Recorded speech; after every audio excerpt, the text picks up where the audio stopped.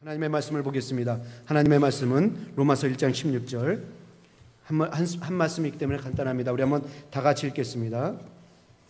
다 같이 시작.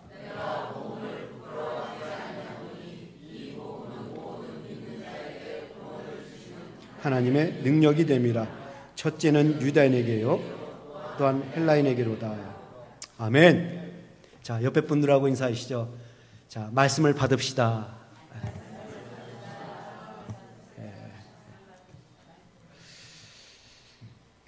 짐 엘리엇이라는 선교사님이 계십니다. 그는 1950년에 우수한 성적으로 미국 대학을 졸업하고 하나님의 부르심을 받고 선교에 자기 생애를 바치기로 헌신합니다. 그리고 그는 남미 에콰도르라는 정글로 들어갑니다. 그곳에 살고 있는 와우다니 인디언들에게 복음을 전하기 위해서 자기와 함께 4명의 친구와 그 정글로 들어갑니다. 그리고 그들은 여러 날을 그 정글을 헤매며 인디언을 찾았습니다. 그러다 어느 날 갑자기 그들 앞에 인디언이 나타났습니다. 근데 이 인디언들은 이들을 보자마자 무섭게 달려들어서 창으로 찔렀습니다. 기록에 의하면 짐 엘리엇과 4명의 선교사들은 에카로드 강가에서 창에 찔린 채 피 흘려 죽어 있더라라고 되어 있습니다. 이때 짐 엘리엇의 나이가 28살이었습니다. 젊은 나이에 선교를 갔다가 죽은 것입니다. 이 소식을 들은 선교사 부인들은 자기 남편의 처참한 죽음 앞에 애통해했습니다. 이때 짐 엘리엇의 아내 엘리자벳이 이런 말을 했어요. 여러분, 울지 맙시다. 내 남편의 죽음을 비극이라고 생각하십니까? 만약 내 남편이 하나님의 말씀에 순종하지 않았더라면 그것이 더 큰 비극이었을 것입니다. 라고 말을 했어요. 그리고 그 후 얼마 후에 짐 엘리엇의 아내 엘리자벳이 8살 먹은 스티브와 함께 다시 에콰도르라는 정글로 들어갑니다. 자기 남편을 죽인 그곳에 이 엘리자벳은 복음을 전하기 위해서 아들과 함께 들어갑니다. 이때 자기 남편을 죽인 인디언 민카에가 그 엘리자벳과 그 아들을 봅니다. 근데 이해를 할 수가 없었어요. 아니, 도대체 그들이 무엇을 말하려고 자기 남편이 죽은 곳에 자기 남편을 죽인 사람들에게 복음을 전하려고 들어왔을까? 한 여인이 복수를 하려고 어린아이를 데리고 들어올 리는 없고 도대체 그것이 무엇인가? 민카에는 호기심이 생겼습니다. 그래서 민카에는 그녀와 아들을 죽이지 않냐고 자기 부족으로 끌고 갔습니다. 그리고 그들이 하는 말을 듣기 시작했어요. 그것이 뭐였습니까? 하나님의 말씀이었습니다. 엘리자벳과 그 아들 스티브는 그 정글 속에서 30년을 지내며 그들에게 복음을 전합니다. 자기 남편이 죽은 곳에 자기 남편을 죽인 사람들에게 복음을 전하기 위해 그 정글 속에 들어가 30년 동안 자기 남편을 죽인 그 잔인하고 끔찍하고 징그러운 사람들과 30년을 지내면서 복음을 전했단 말이죠. 그래서 그 복음은 점차 그 정글 속으로 퍼져나가기 시작했고 뿌리를 내리고 싹이 됐고 열매를 맺었습니다. 많은 사람들이 예수를 믿게 되었어요. 그리고 1994년에 민카에는 장성한 아내 엘리자벳의 아들 스티브에게 이 부족을 맡아달라고 부탁을 합니다. 그래서 이 스티브는 이 서양과 계속 교류를 하고 있었기 때문에 그곳에 기술학교를 세우고 교육센터를 세웁니다. 살인을 밥 먹듯이 하던 이 지역에서, 무자비한 이 지역에서 복음이 세워지고 기독교로 세워진 것입니다. 평화란 단어는 없고 폭력이라는 단어만 있던 이곳에 평화를 알게 되고 평화를 누리게 되었어요. 이 모든 것이 5명의 선교사와 짐 엘리엇의 아내가 뿌린 복음 때문이고 그들의 희생 때문이고 그들의 피 흘림 때문이었습니다. 이 실제적인 사건이 2006년도에 영화로 제작되어 반영되어서 세계 곳곳에 있는 수많은 신앙인들에게 도전을 주고 특별히 위험한 곳에서 선교하는 선교사님들과 그 자녀들에게 큰 감동을 주고 도전을 주고 위로를 주고 힘을 주었습니다. 이 영화 제목이 End of the Spear. 아직 안 보셨습니까? 한번 보셔야 됩니다. 그리스도인들은 이걸 한번 꼭 보셔야 돼요. 너무 감동적인 영화입니다.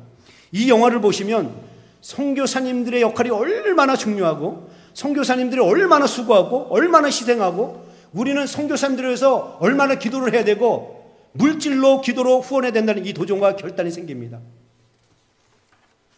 이게 바로 복음의 능력을 알게 된다는 것입니다.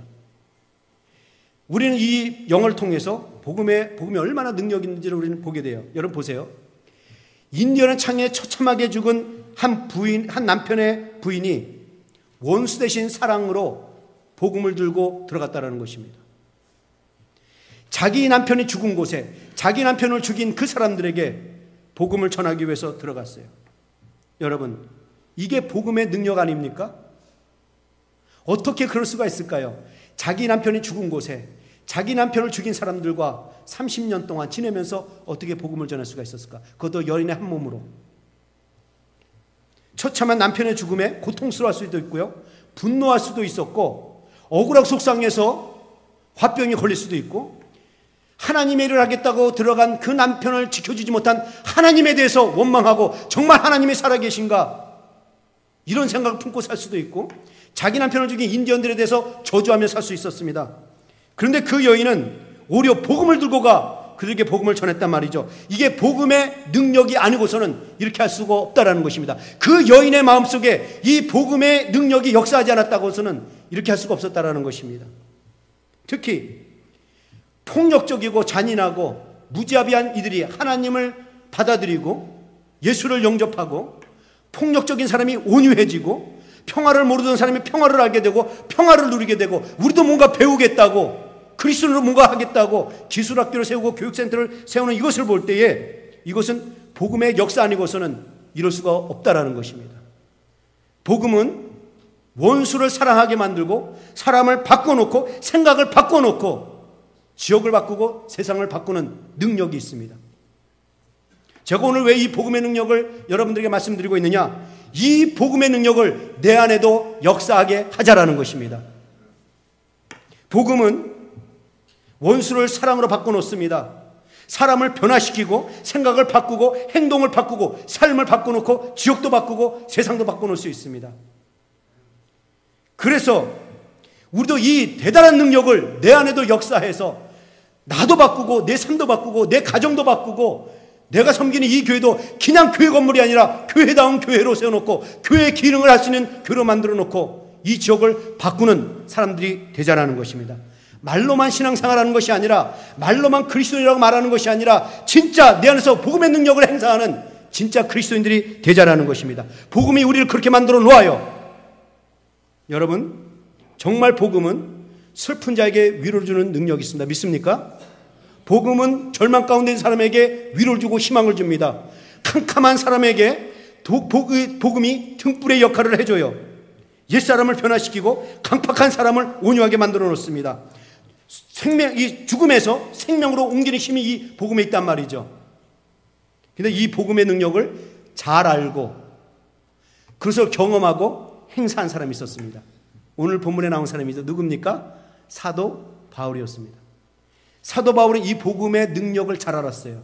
그리고 이 복음의 능력을 친히 경험한 사람이에요. 그래서 오늘 본문을 보십시오. 사도 바울이 이 복음에 대해서 뭐라고 얘기합니까? 우리 한번 같이 읽어볼까요? 16절 다 같이 읽죠. 그 짧은 절 시작. 내가 복음을 부끄러워하지 아니하노니. 바울은 복음을 부끄럽게 여기지 않는다고 말합니다. 바울이 복음을 부끄럽게 여기지 않았다. 이 말은 복음을 부끄럽게 여긴 사람들이 있다란 말이죠. 그러니까는 복음을 무의미한 것으로, 쓰잘데기 없는 것으로, 누가 지어낸 것으로, 그냥 미련한 것으로, 살아계시지도 않은 하나님을 믿는 이런 어처구니 없는 일로 생각하는 사람들이 있다라는 것입니다. 그 당시에 그런 사람이 있어요. 오늘날도 그런 사람이 있습니다. 복음을 전하면 나 믿고 있다고 그러든가 아니면 그거 필요 없는 거 왜 믿냐 듣고. 그 당시에 헬라 사람과 로마 사람들 한번 보십시다.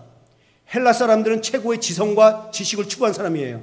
그들은 최고의 문화 속에서 탁월한 문화를 배운 지성인들이라고 생각하는 사람들입니다. 이들에게 복음을 전한다고 생각해 보십시오. 그 복음을 어떻게 받아들이겠습니까? 로마 사람도 어떨 것 같습니까?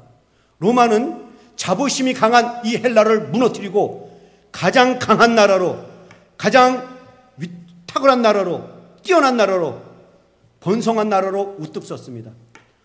로마의 육군은 지상을 제패했고, 로마의 해군은 지중해 해상권을 장악했고, 로마의 법정만이 사람을 살리고 죽일 수 있습니다. 그래서 유대인들도 예수를 함부로 못 죽여요. 그래서 로마에 데리고 가서 재판받게 한 것이 아닙니까? 로마 법정만이 사람을 죽일 수 있는 권한이 있습니다. 대단했다는 얘기죠. 로마의 화폐가 세상의 경제를 지배했습니다. 그야말로 로마의 위상은 하늘을 치듯이 쏟았고, 그래서 로마의 깃발은 가는 곳마다 권력을 상징하는 엄청난 위력을 떨쳤어요. 이런 나라에 살고 있는 로마 사람들, 자기들이 이런 나라의 백성들이라고 할 때에 이들에게 복음을 전할 때 이들이 어떻게 받아들이겠냐라는 것입니다. 여러분, 복음이 뭡니까? 복음은 죄인인 나 대신에 죄인의 몸으로 죽으신 예수 그리스도를 말하는 게 복음이에요. 죄인의 몸으로 죽었다, 죄인의 몸으로 십자가에서 죽었다, 이게 복음이란 말이죠. 여러분, 십자가가 로마 사람들이 어떤 건지 아십니까? 이 십자가는 로마 사람들이 만들어낸 거예요. 중죄인들을 어떻게 하면 고통스럽게 죽게 만들까 해서 만든 게 이게 십자가란 말이죠. 그러니까는 십자가는 로마에게 있어서는 어떤 것이었느냐? 반란을 꾸민 이 반역자들, 살인자들, 간통 가늠한 이 더러운 자들, 아주 중죄인들을 고통스럽게 죽이게 만드는 죄의 형틀, 이게 그들에게 십자가였습니다. 그래서 십자가는 로마에게서는 가장 수치스러운 것이요, 가장 치욕스러운 것이요, 가장 더러운 것이요, 악한 사람들이 매어달리는 형틀로 보았어요. 그런데 지금 그런 십자가를 들고 전한다고 생각해 보십시오. 그것도 대단한 사람이 죽은 것이 아니라, 무슨 반역죄를 졌고 큰일을 죽은 것이 아니라, 그냥 허름하게 생겨오는 사람이, 낯선 사람이 그냥 정치적인 그런 오염을 받아서 죽었단 말이죠. 이런 십자가 사건을 사도 바울이 로마에 가서 전한다고 생각하십시오. 그들이 어떻게 반응하겠습니까? 여러분, 십자가에서 죽으신 분이 누군지 아십니까? 예수 그리스도이십니다. 당신의 죄를 사하시려고 죽었습니다.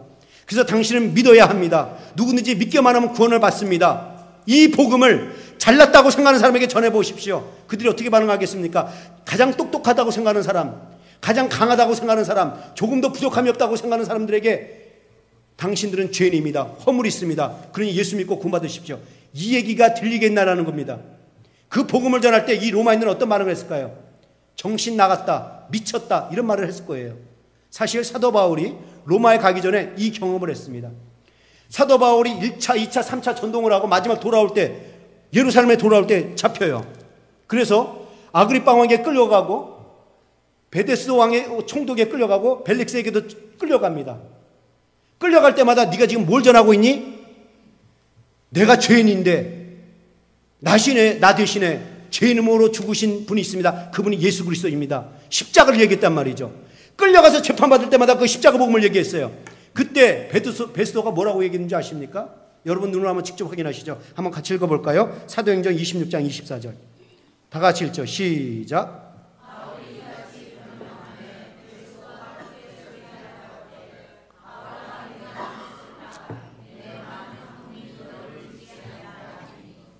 이게 바로 세상 사람들이 생각하는 인식이란 말이죠. 복음에 대한 인식. 십자가 복음에 대한 인식이란 말입니다. 십자가의 복음을 전하면 받아들이는 것이 아니라 미쳤구나, 정신 나갔구나, 쓸데없는 걸 전하구나, 무익한 걸 전하는 거구나, 이 생각을 한다는 것입니다. 복음을 단지 학문으로만 생각하고, 복음을 단지 좋은 이야기에 담겨지는 책이라고 생각하고, 누군가 써낸 베스트셀러로 생각하는 거, 이것이 바로 세상 사람들이 갖고 있는 인식이란 말이죠. 그러나 여러분, 복음은 학문 이상이고 이론 이상이고 인간의 사고는 도달할 수 없는 하나님의 오묘한 진리라는 사실을 아십니까? 거기는 생명이 있고 영생이 있고 사람을 바꾸는 힘이 있고 사망에서 생명으로 옮기는 능력이 있고 심판의 자리에서 의의 면류관으로 옮겨놓는 능력이 있다는 사실을 아십니까? 복음은 좌절에 빠진 사람에게 소망을, 절망 가운데 있는 사람에게 희망을, 실에 빠져 있는 사람들에게 용기를 불어넣어서 다시 일어나게끔 하는 이 능력이 복음에 있단 말입니다. 그런데 이 복음의 능력을 인간적인 눈으로 바라보고 이해를 하려고 하니 납득이 되지 않으니까 그저 쓸모없는 것으로, 무익한 것으로, 세상 살아가는데 거치장스러운 것으로, 뭔가 세상에서 즐기려고 하는데 하지 마라 하라, 이 모든 것들로, 아주 짐이 되는 것들로, 걸림돌 되는 것들로 생각하고 살아가는 사람이 얼마나 많습니까? 복음에 대해서 아무런 생각 없이 살아가는 사람이 얼마나 많습니까? 신앙생활 하는데 내가 왜 말씀을 읽어야 되는지, 이 왜 말씀을 붙들고 살아야 되는지, 왜 이 말씀을 증거하면서 살아야 되는지 아무런 감각 없이 살아가는 사람들이 얼마나 많습니까? 그래서 사도 바울이 고린도전서 1장에서 이런 말을 한 거예요. 보십시오. 고린도전서 1장 17절에서부터 제가 읽을게요. 예수 그리스도께서 나를 보내심은 오직 복음을 전케 하려 하심이니 말의 지혜로 하지 아니함은 그리스도의 십자가가 헛되지 않게 하려 함이니라. 십자가의 도가 멸망하는 자들에게는 미련한 것이요 구원을 얻는 우리에게는 하나님의 능력이라. 21절부터 23절. 이 세상이 자기 지혜로 하나님을 알지 못하는 거로 하나님께서 전도에 미련한 것으로 믿는 자들을 구원하시기를 기뻐하셨도다. 유대인은 표적을 구하고 헬라는 지혜를 찾으나 우리는 십자가에 못 박힌 그리스도를 전하니 유대인에게는 꺼리끈 것이요 이방인은 미련한 것이라. 여러분, 지금 이 말씀을 여러분들이 좀 더 이해하기 쉽게 제가 좀 편하게 풀어서 말씀드리겠습니다. 지금 바울이 이런 말을 하는 거예요. 예수님께서 나를 왜 세상 사람들에게 보냈는 줄 아느니? 복음을 전하도록 하기 위해서야. 십자가의 도를 전하기 위해서야. 예수가 나를 위해서 죽으시고 부활한 걸 전하도록 하기 위해서야. 그런데 내가 이 십자가의 도를 전할 때 나의 말에 지혜로 하지 않았다? 왜 그런 줄 아니? 십자가의 도가 헛되게 전해질까 봐. 그러니까 이런 말이에요. 십자가의 도는 인간의 말로는, 인간의 지혜로는, 인간의 사고로는, 생각으로는 설명되어질 수 없는 찬이 다른 진리라는 것입니다. 십자가의 도는 인간의 이해와 이성을 초월한 영적 진리거든.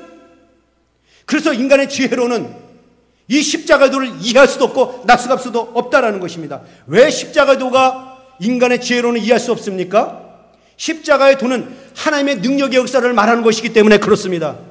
십자가의 도는 인간의 사고, 인간의 지식, 인간의 이성을 초월한 하나님의 능력의 역사를 말하는 것이기 때문에 인간의 지혜로는 이해될 수가 없다라는 겁니다. 그래서 오늘 사도 바울 그 말을 하는 거예요. 십자가의 도를 믿는 사람들은 영적인 사람들이고 은혜가 있는 사람들이고, 십자가의 도를 믿는 사람들에게는 구원이 있지만 십자가의 도를 믿지 않는 사람들은 육에 속한 사람들이고 세상 사람들이고 은혜가 없는 사람들이고, 십자가의 도를 믿지 않는 자들에게는 멸망만 있고 미련하게 본다라는 것입니다. 그래서 보세요. 사도 바울이 복음을 전할 때마다 환영을 받았습니까? 대접을 받았습니까? 사도 바울이 이 십자가의 도를 전하면 사람들이 눈물을 흘리고 주님께로 돌아왔습니까? 그런 사람도 있어요. 그런데 그러지 못한 경우도 많다라는 것입니다. 복음을 전하면 그 복음에 대해서 경멸히 여기고 이를 갈고 사도 바울을 죽이려고 막 달려들었어요. 데살로니가 교회 가면은 그 백성들이 복음을 전하면 소동을 일으켜갖고 도망치기도 했습니다. 때로는 사도 바울이 복음을 전하니까 이를 갈다가 돌을 던져서 사도 바울이 맞고 피 흘려 쓰러지니까 죽었는지 알고 내다버렸어요. 복음을 전할 때마다 받아들인 게 아니라는 겁니다. 경멸히 여기고 아주 우습게 여겼다는 거죠.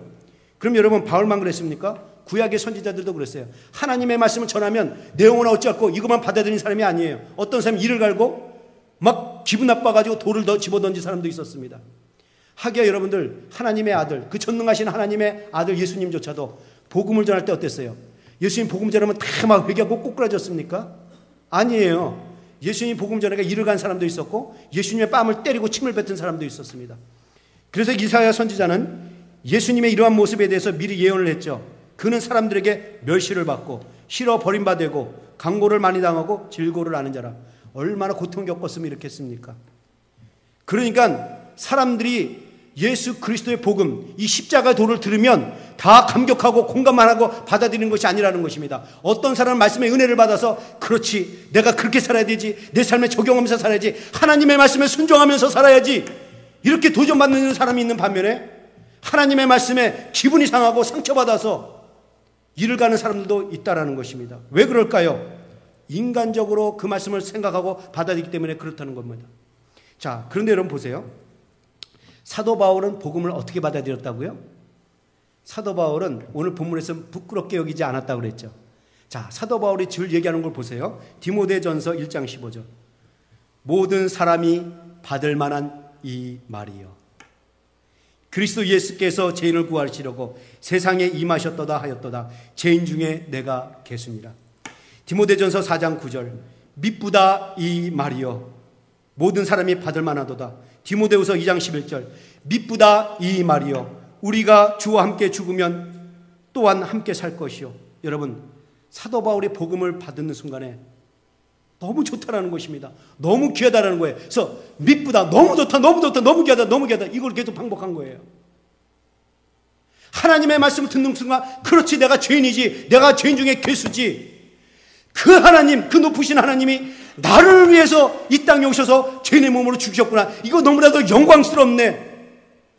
사도 바울은 그 복음을 구원의 축복으로 보았고, 그 복음을 영생의 축복으로 보았고, 은혜요, 감격이요, 선물이요, 축복 중에 축복으로 봤다는 것입니다. 사도 바울은 이 복음을 사람을 살리고 멸망의 자리에서 생명으로 옮기고 심판의 자리에서 의로 옮기고 형벌에서 멸관으로 옮기는 이 능력으로 보았다는 것입니다. 그래서 복음은 모든 사람들이 받고 붙들고 살아야 될 유익한 말씀, 귀한 말씀이라고 말하는 것입니다. 미쁘다 모든 사람들이 받을 만한 이 말이요. 이 고백할 수 있기를 여러분들 축원합니다. 하나님의 말씀, 하나님이 주신 책은 너무나도 좋습니다. 나를 위해서 이 땅에 와서 예수 그리스도가 나를 위해서 죽으신 이 말씀 너무나도 나에게 감격이고 영광입니다. 미쁘다 이 말이요. 모든 사람들이 받읍시다. 이 복음을 증거해야 된다는 것입니다. 특히 오늘 본문에서 사도 바울은 복음을 부끄럽지 않다고 말함과 동시에 부끄럽지 않다고만 얘기하지 않았어요. 사도 바울은요. 뭐라고 얘기했습니까? 나는 십자가 외에는 자랑할 것이 없도다. 여러분 갈라디아서 6장 14절 다 같이 읽을까요? 시작.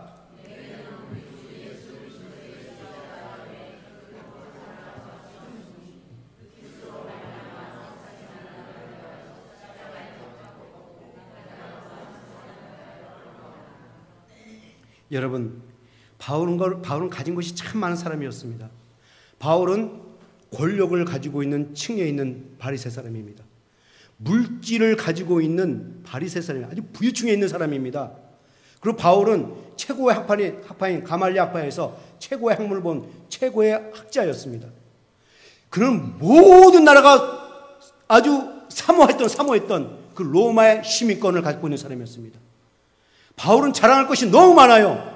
반면에 예수님 어땠습니까? 아까 이사야 선지가 얘기한 것처럼 고육 모양도 없고 풍채도 없고 흠몰 많은 것이 전혀 없고 오히려 멸시를 받고 천대를 받고 질고를 받은 사람이라고 했습니다. 그런데 이 사도 바울은 자기 거는 자랑할 것이 없고 오직 십자가 외에는 자랑할 것이 없다라고 얘기했단 말이죠. 어떻게 그럴 수가 있습니까? 우리는 어떻습니까? 우리는 자랑할 것이 얼마나 많습니까? 못 쩌냐면 우리 내 아들이 이번에 뭐 어디 갔는데 이런 얘기하면 안 되는데 좀 그런데 뭐 너만 알아. 그것도 나서 또 얘기해. 또 다른 사람한테도. 이제 남편이 뭐 다이아몬드 사줬다고 오늘 말이야 이러면서 막 이러면서 다이아몬드 막 비치는 사람이 있고, 어떤 사람은 교회에서 뭔가 좀 일하고 나면 알아주길 바라는데 알아주지 않으니까는 막 기분 나빠하고 속상해하고. 우리는 자랑할 것이 얼마나 많습니까? 그런데 어떻게 지성을 추구하고 최고의 지성과 최고의 학문을 가지고 있는 이 사도 바울은 십자가 외에는 자랑할 것이 없다라고 말했을까요? 왜 그랬을까요? 오늘 본문에 그 답이 있습니다. 보시죠. 내가 복음을 부끄러워하지 아니하노니 이 복음은 모든 믿는 자에게 구원을 주시는 하나님의 능력이라. 자, 우리말 성경에는 빠져 있는데요.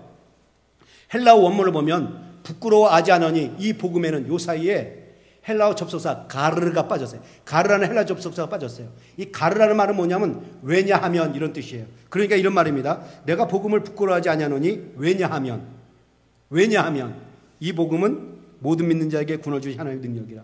그러니까 사도 바울이 복음을 부끄럽게 하지 않고 오히려 복음을 자랑스럽게 여긴 첫 번째 이유가 뭐냐? 복음은 사람을 구원하는 하나님의 능력이라는 것을 알았기 때문에 그는 자랑할 수밖에 없었다라는 것입니다. 복음은 사람을 구원하는 능력이 있대요. 그는 가족이 너무 많았지만은 그 복음에 부딪히니까 야, 내가 죽을 수밖에 없는데 하나님이 살리셨고 영원한 생명을 주셨네. 이걸 보니까 대단한 능력을 보고 자기 거는 아무것도 아니라는 것입니다. 그래서 십자가 외에는 자랑할 것이 없다라고 얘기한 겁니다. 그가 어떻게 알았다고요? 자기를 바꾼 것을 보았을 때. 이 십자가의 능력이 이 십자가가 얼마나 능력 있고 힘 있고 강한지 나 같은 죄인, 흉악한 죄인을 바꿔 놓았다라는 것입니다. 교회를 핍박하고 성도들을 잡아다가 감옥에 가두고 스데반을 죽이는 것을 당연하게 여기고 그렇게 흉악하게 살던 나를 이 복음에 바꿔 놓았다라는 것입니다. 이게 복음의 능력이 아니냐는 것입니다. 그리고 사도 바울은 이 복음을 들고 가서 예수가 나를 위해서 죽으셨습니다. 예수 그리스도 이름을 전파하니까 사람들이 변화된 사람들이 있었어요. 이게 사도 바울의 말재주 때문에 그랬습니까? 복음의 능력 때문이라는 것입니다. 복음의 능력이 얼마나 대단한지 복음을 이 십자가를 듣기만 하면 사람들이 회개하고 변화됐다는 거예요. 마술사들은 마술책을 불태우고 우상을 섬기던 사람은 우상 갖다 내버리고 사도 바울이 그걸 보니까 이 복음은 대단하다는 것을 깨달은 것입니다. 복음을 전하는 곳마다 교회가 세워졌어요. 이것이 사도 바울의 말재주 때문입니까? 복음에 하나님의 능력이 있기 때문에 그렇습니다. 여러분, 저를 보시면 잘 알잖아요. 제가 운병력이 뛰어난 것도 아니고 그렇다고 말재주가 있는 것도 아니고 말할 때마다 버벅거리잖아요. 제가요. 논리 있게 말하는 것도 아니고 제가 잘하는 것은 설교하면서 침 튀기는 거. 근데도 제가 설교하면 여러분들 은혜 받잖아요. 이럴 때는 아멘 하셔야죠. 이럴 땐 이게 좀 저한테 좀 주기 돼야지. 예. 제가 저놈에게 은혜 받잖아요. 예. 여러분, 사도 바울이 1차, 2차, 3차 전도여행을 다니면서 갈라디아, 소아시아, 에베소, 마게도니아, 고린도 가서 복음을 전하는데 복음을 전할 때마다 놀라운 역사가 일어난 거예요. 그 놀라운 역사가 일어난 걸 보면서 복음을 뭐라고 이제서요? 두나미스 다이라고 그랬어요. 막 복음을 전하는데 막 변화되니까 오호! 복음 두나미스 다이라고 그랬어요. 이게 무슨 말인지 아세요? 하나님의 위력이다. 하나님의 능력이다라고 얘기한 것입니다. 두나미스. 복음은 마치 다이나마트 같이 하나님의 능력이라는 것입니다. 다이나마트는 하나님의 능력. 사도 바울은 이것을 본 것입니다. 그렇습니다, 여러분. 복음은 전설도 아니고 소설도 아니고 누가 꾸며낸 가상적인 이야기가 아닙니다. 복음은 생명을 살리고 삶을 변화시키고 사망의 권세에서 생명의 권세로 옮기는 능력이 있다는 사실을 알기 바랍니다. 복음은 나의 옛사람을 죽이고 새 사람으로 만들어놓는 능력이 있어요. 나의 죄성을 죽이고 새 성품으로 거듭나게 하는 이 능력이 이 복음에 있다는 것입니다. 그래서 여러분들, 마틴 루터가 하는 말을 좀 보십시오. 마틴 루터는 이 복음에 대해서 아주 정확하게 말을 했어요. 하나님의 복음의 능력은 인간을 죄에서 의로, 죽음에서 생명으로, 지옥에서 천국으로, 사단의 나라에서 하나님의 나라로 옮겨주며 영생을 주고 영원한 형벌로부터 영원한 기쁨과 행복으로 이끌어주는 능력이다. 여러분, 그 사람 대단했기 때문에 이걸 깨달았습니까? 그 사람도 우리가 똑같은 사람이에요. 그런데 중세교회, 그 타락하는 그 기독교를 보고, 그 타락하는 그 가톨릭을 보고 하나님의 말씀의 역사니까 이렇게 종교를 개혁하는 사람이 되었다는 것입니다. 이게 하나님의 능력이라는 것입니다. 여러분들도 복음의 능력이 여러분 안에서 역사하면 여러분의 삶도 변화시킬 수 있고 여러분의 가정도 변화시켜 놓을 수 있습니다. 그렇습니다. 복음은 죄인 시몬 베드로를 사람 낚는 어부로 만들어 놓았습니다. 복음은 괴수 사울을 하나님의 사도로 만들어 놓았습니다. 살인자 고재봉을 2,000명의 죄수들이 수용하고 있는 그 교도소에서 1,800명을 전도해서 하나님의 사람으로 만들어 놓는 사람으로 세워놓으셨습니다.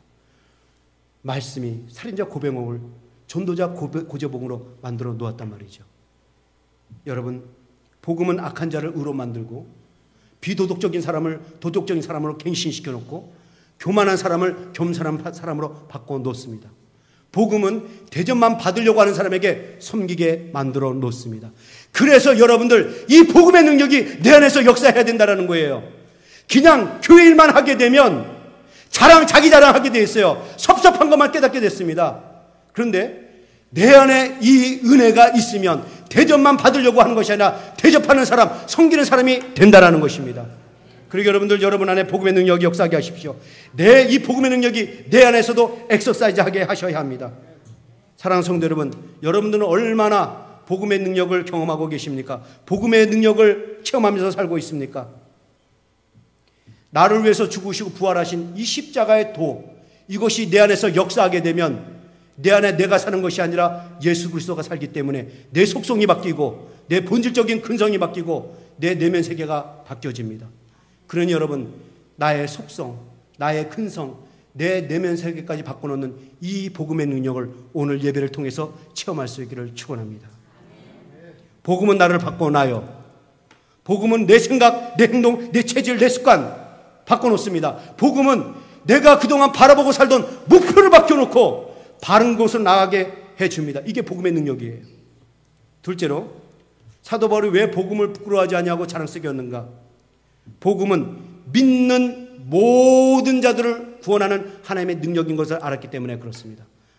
복음은 한두 사람 구원하는 것이 아니라 모든 사람을 구원하는 능력이 있다는 것입니다. 모든 자를 구원할 수 있다. 이것은 인종을 초월한다는 것입니다. 얼마나 배웠는지 교육을 초월한다는 거예요. 나이를 얼마나 먹었는지 나이에 상관이 없다는 것입니다. 얼마나 벌었는지 수입과 상관이 없다는 것입니다. 얼마나 악한지 얼마나 선한지 상관이 없다는 것입니다.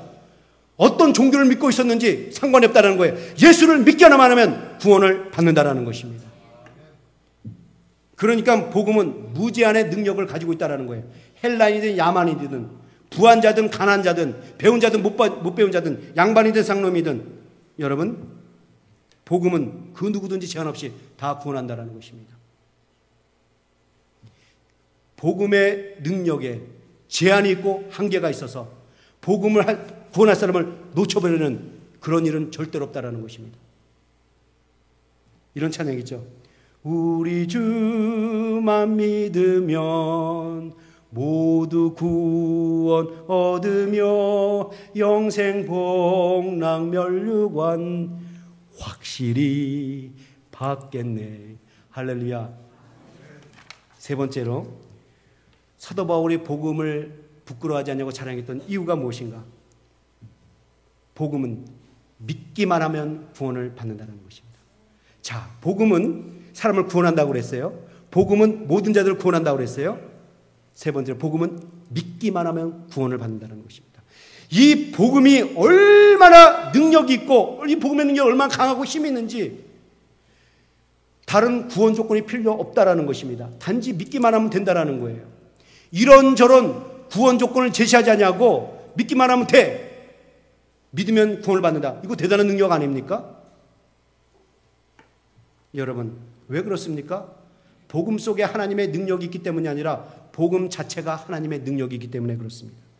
그래서 여러분, 이제부터 우리는 복음의 자존심을 가져야 됩니다. 나를 살리신 이 복음, 우린 자존심이 있어야 됩니다. 자랑하셔야 됩니다.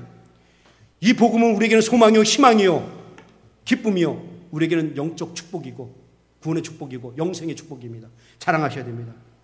여러분들 옛날에 어땠습니까? 우리 성경책 들고 다닐 때 부끄러우니까는 조그만 거 들고 끼다가 다니고 기도할 때도 애들이 같이 있으면은 이렇게 해서 밥 먹고 그럴 때 얼마나 많습니까? 근데 이제는 여러분들 좀 복음의 자존심을 가집시다.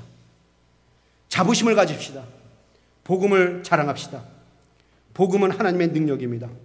복음은 이 십자가의 도는 한 죄인이 자기 죄값을 치르기 위해서 죽은 것을 말하는 것이 아닙니다. 이 십자가의 도는 죽지 않으듯이 되실 분, 저 전능하신 하나님, 저 거룩하신 하나님이 나의 죄를 씻겨주시기 위해서 죄인으로 오셔서 죄인으로 죽으신 것을 말씀하고 있는 것입니다. 그래서 이 복음은 부끄러운 것이 아니라 자랑스러운 것입니다. 우리 이 복음을 자랑스럽게 여겨야 돼요. 제가 한 이야기를 하죠. 어머니를 자랑스럽게 여기는 한 어느 딸이 있었습니다.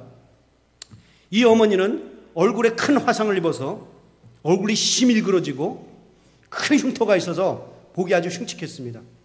이 어머니가 거리를 다니면 사람들은 볼 때마다 성슴성도 놀래고 힐끔힐끔 쳐다봤어요. 왜냐하면 얼굴이 너무 일그러지고 너무 상해가지고 흉측했기 때문에 그래요. 다른 어머니들은 얼굴이 곱고 뽀얗고 예쁜데 자기 어머니는 막 일그러지고 흉한 것이 너무 창피했습니다. 너무 부끄러웠습니다. 그래서 이 고등학교를 다니는 이 딸은 어머니와 함께 어딜 다니는 것을 싫어했어요. 사람들 앞에 서는 것을 몹시 부끄러워했습니다.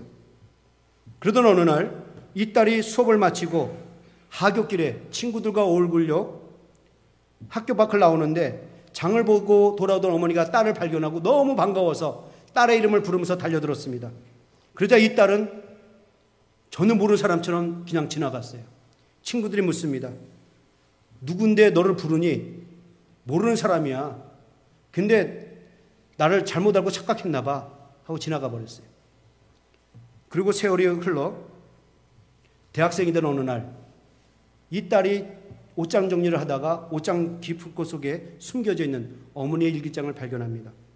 그 어머니의 일기장을 하나하나 들춰가는데 거기에는 자기를 낳고 키울 때 틈틈이 적어놓은 어머니의 유아일기가 들어있었고 어머니만이 간직하고 싶었던 그 비밀들이 들어있었습니다. 또 한 장을 넘기니까 아주 낡고 바란 사진 한 장이 나왔는데 거기에 어머니의 모습이 있었습니다. 근데 그 어머니 모습이 너무 놀랐어요. 너무 아름다웠다는 것입니다. 너무 지적이고 우아하고 마치 연예인 뺨치도록 너무 이뻤다는 것입니다. 근데 그보다 더 큰 충격은 그 이쁜 얼굴이 자기 때문에 일그러졌다는 사실을 알게 됩니다. 자기가 갓난 시절 집안에 불이 났는데 마침 그 불이 난 그 시각이 깊은 한밤중이라 사람들이 잘 몰랐습니다. 더욱이 그 집안에 엄마하고 딸밖에 없었어요. 어머니는 살려달라고 고함을 쳤지만 너무 사람들이 곤이 자라서 들리지 않고 부름 타오르고 그래서 이 어머니는 딸을 살려야 되겠다고 가슴에 품고 나오는데 그만 불을 헤치고 나오다가 정신을 잃어버렸습니다. 가스 때문인지 정신을 잃어버렸어요. 이미 사람들이 발견했을 때는 어머니 얼굴은 많이 탔습니다. 몸도 많이 타 있고 근데 이 어머니가 딸을 살리려고 얼마나 필사적으로 가슴에 품었는지 딸은 머리털 하나 상하지 않았다는 것입니다. 이 비밀을 안 딸이 그동안 어머니를 부끄럽게 했던 자기 자신이 부끄러웠던 것입니다. 그리고 이제는 오히려 자기를 구하려고 희생하신 어머니가 그렇게 고맙고 자랑할 수가 없었습니다. 자랑할 수밖에 없었습니다. 그래서 그녀는 이 딸은 화상 당하기 전에 어머니 사진을 들고 다니면서 우리 어머니 얼굴이 이랬는데 나 때문에 이런 얼굴이 되었어요. 보는 사람마다 자랑했다는 것입니다. 우리 어머니가 이런 얼굴이었는데 나 때문에 이런 얼굴이 되었어요. 여러분, 이것이 제가 오늘 본문을 통해서 여러분들에게 드리고자 하는 말씀입니다. 사도 바울의 심정이 어땠을까? 딸의 얼굴이 일그러졌을 때 어머니의 얼굴이 왜 일그러졌는지 그 비하인드 스토리를 몰랐을 때는 그냥 부끄럽고 창피만 했는데 그 상한 얼굴이 자기 때문이라는 사실 그리고 그래서 내가 살았다는 그 사실을 할 때는 너무 자랑스러웠다는 것입니다. 이렇듯이 사도 바울이 십자가를 너무 자랑스럽게 했다는 거예요. 하나님의 아들이라는 얘기를 들었으면 분노가 나고 허름한 자가 벌벌 노는 사람이 하나님의 아들이었을 때는 막 이를 갈고 화가 났었는데 그분이 정말 예수 그리스도이시고 이 땅에 오셔서 나를 위해서 죽으셨다는 사실을 이 복음 이것을 깨달아서는 순간에 사도 바울은 십자가의 도가 너무 영광스러웠다는 것입니다.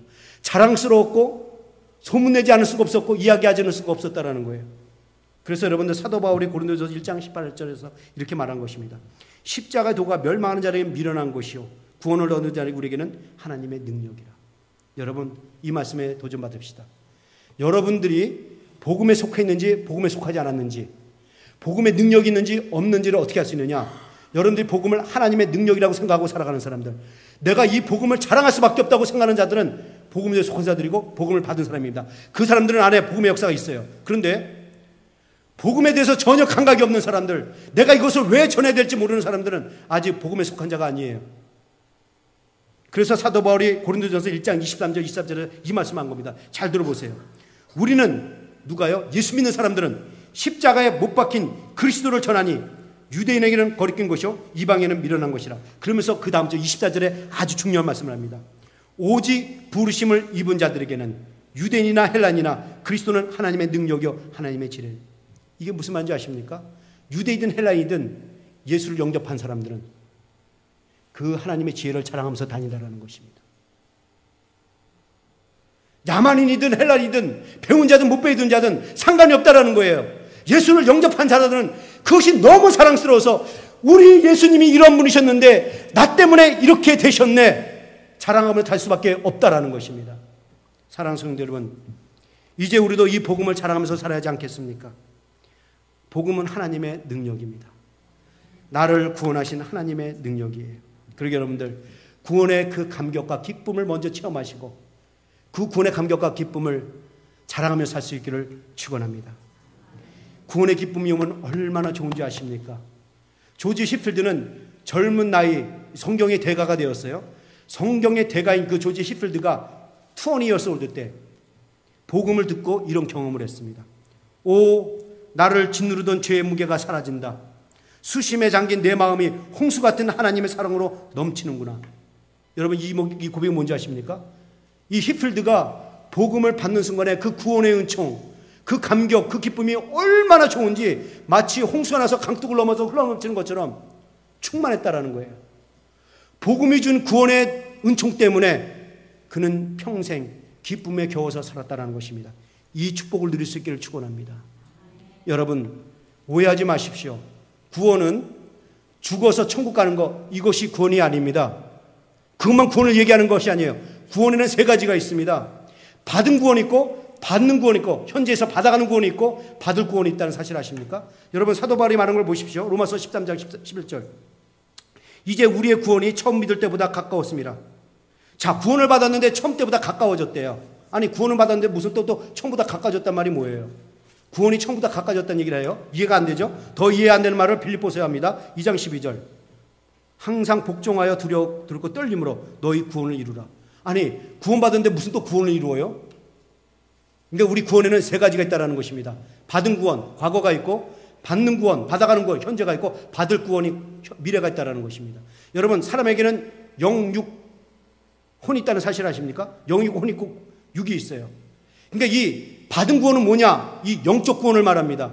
하나님과 나 사이에 깨졌던 이 관계, 하나님과 회복되고 그 영생을 얻어서 하나님과 교제를 이루는 것입니다. 영혼이 살게 되고 영생을 얻는 게 이게 영적 구원이에요. 이거 우리 받았어요. 예수 믿는 순간에 이 문제 해결됐습니다. 그러면 받는 구원은 뭐냐? 받아가는 구원은 뭐냐? 이게 혼의 구원이라는 것입니다. 이게 정신적인 구원, 인격적인 구원. 사도 바울은 이것을 뭐라고 하냐? 예수님을 닮아가는 거, 성화로 표현했어요. 그러니까 우리는 구원받았지만 처음 때보다 가까워진다. 우리는 구원받았을 때보다 더 믿음이 더 나아져야 한다는 것입니다. 이 구원을 말하고 있어요. 3번째 받을 구원, 육체의 구원입니다. 우린 죽어서 부활해서 주님께로 갑니다. 마지막 부활이에요.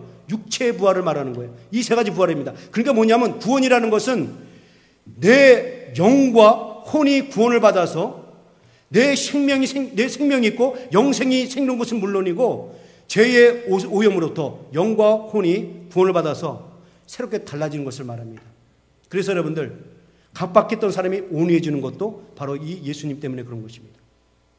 불안했던 사람이 예수님 때문에 평화를 누리고, 고독했던 사람이 예수님을 만난 후로부터는 웃음을 짓고, 원망과 불평과 그 원한을 쏟아붓던 사람이 예수님 만난 후로는 용서하고 사랑을 베풀고 기쁨이 넘치고, 설명할 수 없는 기쁨과 사랑이 넘쳐나서 어려움을 올 때마다 그 기쁨과 희망이 그 어려움을 삼켜버려서 이기게 만드는, 이것이 어디 오느냐?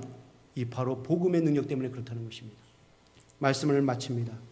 사랑하는 성도 여러분, 여러분도 복음의 능력을 경험하기를 원하십니까? 복음의 능력이 여러분 안에서도 역사하기를 원하십니까? 육체에 속한 사람들에게는 역사하지 않습니다.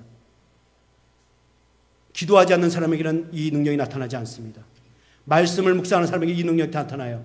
여러분들이 이 복음의 능력을 받고 역사하려면 먼저 성경을 펴고 말씀을 가까이 하십시오. 나를 위해서 죽으신 예수 그리스도 앞에 나와 그분을 묵상하십시오.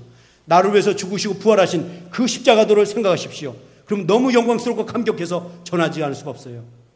이 복음은 나를 사신 능력의 복음이라고, 이 복음은 나를 구원한 복음이라고, 영생 있는 복음이라고, 생명이 있고 소망이 있고 희망이 있는 복음이라고 우린 자랑할 수밖에 없습니다. 저는 고등학교 때 예수를 영접하고 그 복음을 들으면서 깨달은 것이 있습니다. 근데 그것이 찬송 274장을 부르면서 이것이 정리가 됐어요. 여러분들 그 찬송 274장을 보시면요, 1절에 이렇게 됩니다. 가사를 잘 보세요. 주 예수 넓은 사랑 그 크신 은혜를 나 힘써 전파함은 참 기쁜 일일세. 주 예수 복된 말씀 생명과 진리요 내 마음의 갈급함을 다 채워주시네. 옛부터 전한 말씀 주 예수 크신 사랑 나 항상 전파하기 참 좋아하도다. 3절 이 말씀 들은 사람 또 듣기 원하고 말씀을 들으면 들어서 또 듣기 원한다는 것입니다. 목말라 사모하니 그 말씀 진리라. 그 나라 영광 중에 나 부를 새 노래 옛부터 좋아하던 이 말씀뿐일세. 옛부터 전한 말씀 주 예수 크신 사랑 나 항상 전파하기 참 좋아하도다. 제가 이 찬양을 부르면서 받은 메시지가 있습니다. 복음을 들으면서 깨달은 게 있어요. 나는 내가 생각한 것보다 더 많은 죄를 지은 죄인인데 하나님의 은혜로 십자가의 은혜로 복음의 능력으로 내가 생각한 것보다 더 크신 하나님의 자녀가 되었네. 이 진리를 깨달았습니다. 복음을 통해서 이걸 깨달았단 말이죠. 여러분도 오늘 이 찬양을 통해서 예배를 통해서 이 진리를 깨달을 수 있기를 바랍니다. 우리 같이 한번 찬양을 합시다.